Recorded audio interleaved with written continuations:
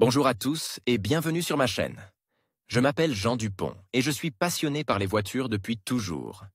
Sans beaucoup de raisonnement, passons au sujet de la vidéo. Article sur Parktronic, ses types, son principe de fonctionnement, ses caractéristiques et ses inconvénients. À la fin de l'article, une vidéo intéressante sur Parktronic. Article sur le système Parktronic, ses types, son principe de fonctionnement, ses caractéristiques et ses inconvénients. À la fin de l'article, une vidéo intéressante sur Parktronic. Le marché des technologies modernes est presque quotidiennement alimenté par les derniers dispositifs qui facilitent la vie des propriétaires de voitures. L'un des plus utiles et des plus populaires s'appelle Parktronic. Le radar de stationnement est un excellent assistant pour les conducteurs débutants et expérimentés. Il signale la présence d'obstacles pendant le stationnement et préserve ainsi le pare-choc de la voiture. Il ne s'agit pas seulement de la voiture voisine, du mur du garage ou du trottoir, que seuls les débutants peuvent heurter, mais aussi des pierres, des broches métalliques, des animaux et d'autres objets difficiles à voir. Il n'est pas exagéré de dire que chaque automobiliste a au moins une fois rencontré des problèmes en se garant, en ne remarquant pas un petit objet ou en ne calculant pas la distance dans un endroit trop étroit. Cette situation est particulièrement familière aux habitants des mégapoles ou sur les aires de stationnement devant les centres commerciaux.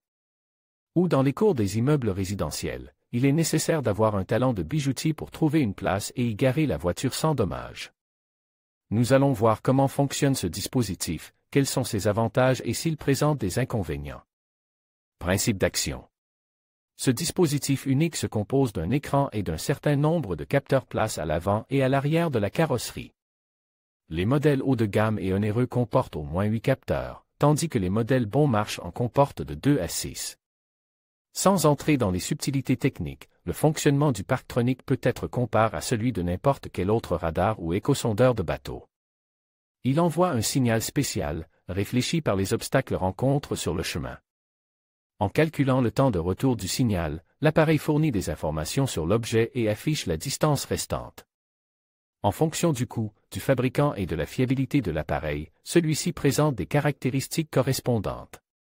Par exemple, les modèles bon marche sont généralement incapables de détecter la taille d'un danger potentiel et d'en indiquer précisément les coordonnées. Ils se contentent de signaler par un signal sonore la réduction de la distance qui vous sépare de l'obstacle, en modifiant l'intensité du son au fur et à mesure que vous vous approchez du danger. Les appareils de qualité supérieure ne sont pas seulement rapides, ils affichent également une image vidéo de l'objet et des informations sur la distance qui le sépare de lui. Ils effectuent un autodiagnostic des défaillances de leurs capteurs et sont résistants aux influences extérieures sous la forme de précipitations ou de salissures. D'ailleurs, la taille de l'écran, qui atteint parfois les caractéristiques d'un véritable moniteur et fournit une quantité appropriée d'informations utiles à l'automobiliste et révélatrices de la qualité de l'appareil. L'appareil fonctionne à partir des câbles de la voiture et nécessite une tension de 12 V. Installation du Parktronic.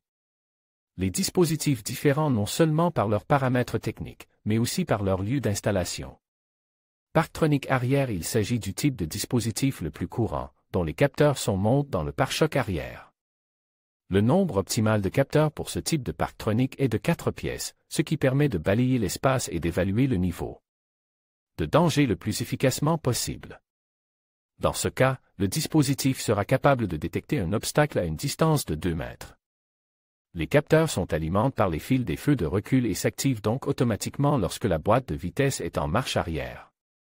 Parktronic avant ce dispositif est doté d'un connecteur spécial qui le relie au capteur de vitesse et le désactive à des vitesses inférieures à 20 km/h. Tout comme le Parktronic arrière, il permet de régler la sensibilité des capteurs en fonction de la distance souhaitée. Les dispositifs de très haute qualité peuvent se déclencher à une distance de 80 cm.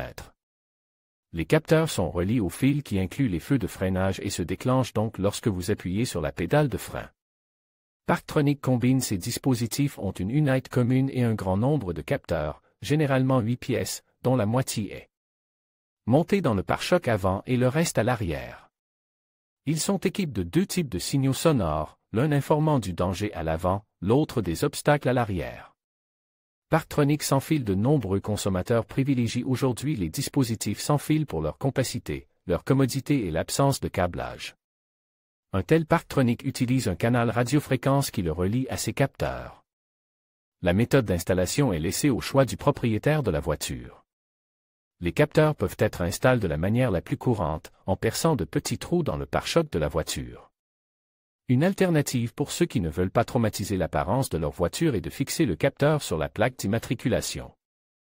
Cependant, bien qu'une telle solution semble plus simple d'un point de vue technique et esthétique, un tel emplacement du dispositif réduit considérablement la zone d'encombrement et apporte donc moins d'avantages. On distingue également les capteurs électromagnétiques et les capteurs à ultrasons. Les premiers sont constitués d'un ruban qui crée un champ électromagnétique, lequel recherche les objets dangereux à proximité de la voiture. La bande est fixée à l'intérieur du pare-choc et n'est pas visible de l'extérieur. Pour fixer le second, il faut percer des trous dans le pare-choc en fonction du nombre de capteurs de chaque dispositif particulier. Avantages et inconvénients des capteurs de stationnement.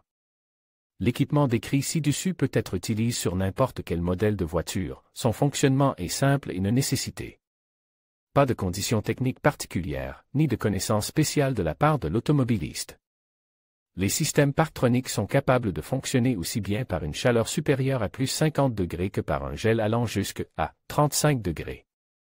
Mais comme tout autre moyen technique, le système Parktronic a ses propres caractéristiques, qualités et inconvénients, que le propriétaire de la voiture doit connaître et auquel il doit être prêt à faire face. Avantage, aide au stationnement, si les capteurs sont recouverts d'une croûte de glace, d'une couche de neige ou d'une couche de poussière trop dense, ils peuvent cesser de fonctionner ou fournir des données erronées, après avoir analysé tous les aspects positifs et négatifs du système Parktronic, nous pouvons nous faire une opinion sur son importance et sa nécessité pour le conducteur moderne.